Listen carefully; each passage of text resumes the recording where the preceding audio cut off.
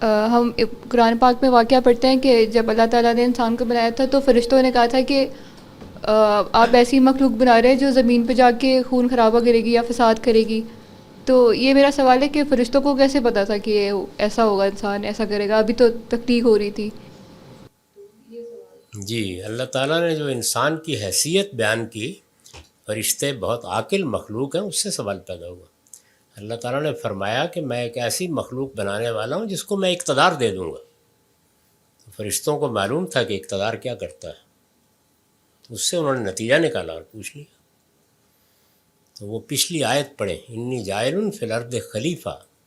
یہ نہیں کہا تھا کہ میں انسان بنانے والا ہوں، میں زمین کا بادشاہ بنانے والا ہوں. انسان کو ارادہ بھی ملا ہے، اختیار بھی، اور زمین کی بادشاہی دے دی گئی. تو اس سے فرشتوں نے، ان کا اگلا جملہ بھی ہے کہ زمین کا نظام ہم چلا رہے ہیں، لیکن ہم عاجز بندوں کی طرح چلا رہے ہیں، بادشاہ بن کے نہیں چلا رہے.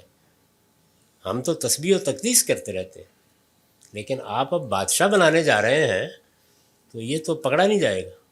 بالکل ٹھیک نتیجہ انہوں نے نکالا. یہ ایک عاقل انسان کا یا عاقل مخلوق کا نکالا گیا نتیجہ، اس کے لیے کچھ جاننے کی ضرورت نہیں.